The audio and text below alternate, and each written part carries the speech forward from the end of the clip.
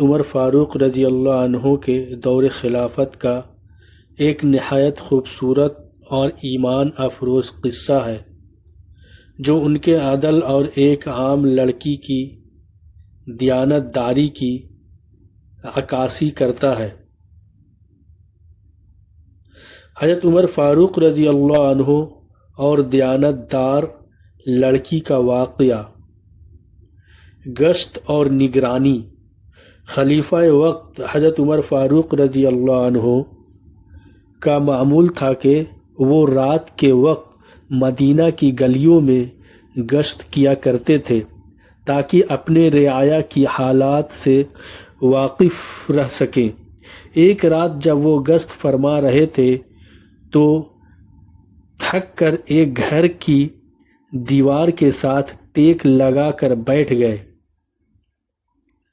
ماں اور بیٹی کی گفتگو۔ اسی دوران انہی گھر کے اندر سے ایک عورت کی آواز آئی جو اپنی بیٹی سے کہہ رہی تھی، بیٹی اٹھو اور اس دودھ میں تھوڑا پانی ملا دو تاکہ مقدار بڑھ جائے اور منافع زیادہ ہو۔ لڑکی کا جواب۔ نیک بخت اور خدا ترس بیٹی نے اپنی ماں کو جواب دیا، امی جان، کیا آپ کو معلوم نہیں کہ امیر المؤمنین حضرت عمر رضی اللہ عنہ نے دودھ میں پانی ملانے سے منع فرمایا ہے؟ ماں نے کہا، بیٹی، اس وقت عمر رضی اللہ عنہ یہاں کہاں دیکھ رہے ہیں؟ وہ تو اپنے گھر میں آرام کر رہے ہوں گے، تم چپکے سے پانی ملا دو۔ بیٹی نے جو جواب دیا وہ تاریخ کے شہزادی حرف میں لکھا گیا، امی، اگر عمر رضی اللہ عنہ نہیں دیکھ رہے تو عمر رضی اللہ عنہ کا اللہ تو دیکھ رہا ہے، میں ایسا کام کیسے کر سکتی ہوں جس سے میرا رب ناراض ہو جائے؟ حضرت عمر رضی اللہ عنہ کا رد عمل۔ حضرت عمر رضی اللہ عنہ نے جب یہ گفتگو سنی تو بہت متاثر ہوئے۔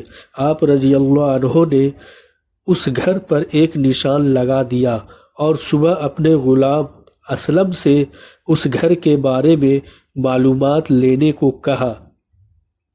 جب پتہ چلا کہ وہ لڑکی غیر شادی شدہ ہے تو آپ رضی اللہ عنہ نے اپنے بیٹوں کو بلایا اور فرمایا کہ تم میں سے جسے ضرورت ہو وہ اس نیک لڑکی سے نکاح کر لے۔ آپ رضی اللہ عنہ کے صاحبزادے حضرت عاصم رضی اللہ عنہ نے اس لڑکی سے نکاح کیا۔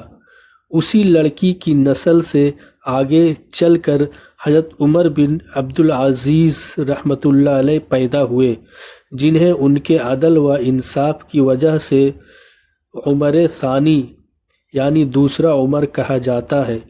یہ واقعہ ہمیں سکھاتا ہے کہ انسان کو ہر حال میں تقوی اختیار کرنا چاہیے اور یہ یاد رکھنا چاہیے کہ دنیا کی کوئی طاقت دیکھے یا نہ دیکھے، اللہ تعالی ہماری ہر حرکت اور نیت سے واقف ہے۔